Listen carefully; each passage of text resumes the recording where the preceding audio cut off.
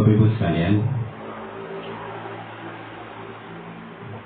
zakat yang akan ditunaikan harus memenuhi syarat dan rukun zakat.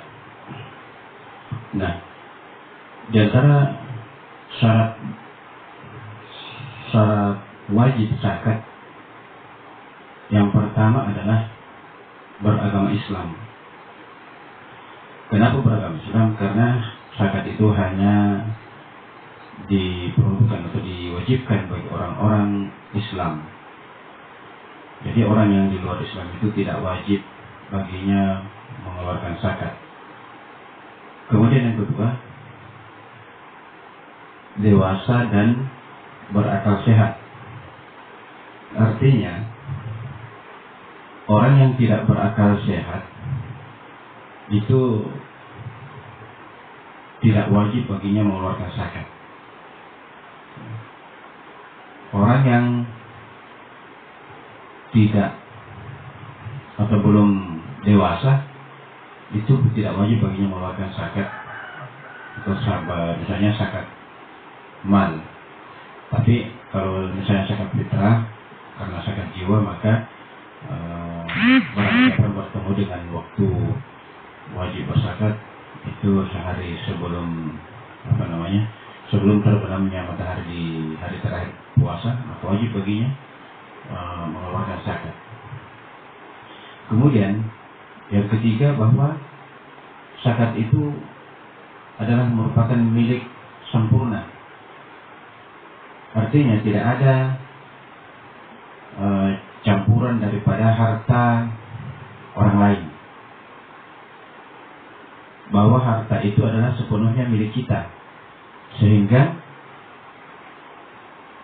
menjadi syarat wajib zakat adalah harta itu merupakan milik kita sepenuhnya. Kemudian yang selanjutnya adalah bahwa harta itu berkembang baik secara real maupun estimasi.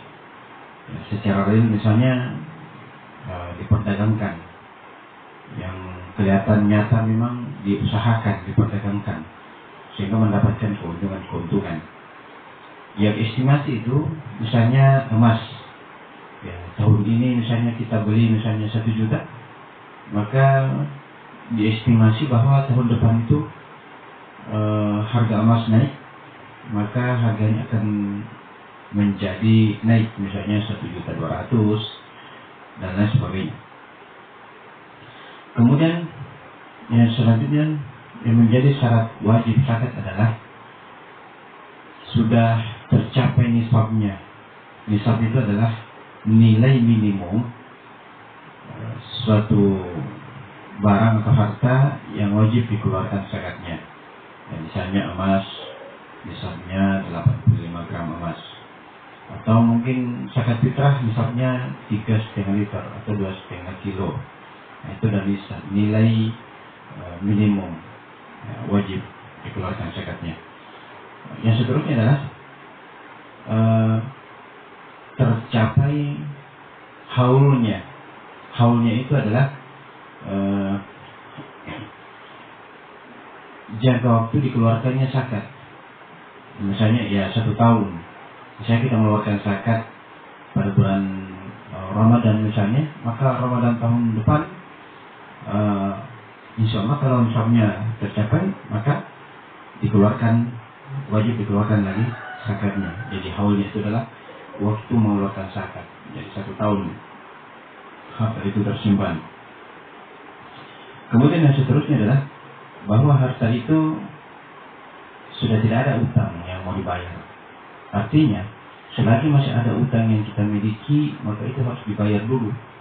Nanti ada kelebihannya, kalau misalnya sudah bayar utang dan ada lebih harta kita, maka harta itu ketika tercapai nisabnya, maka itu yang wajib dikeluarkan zakatnya.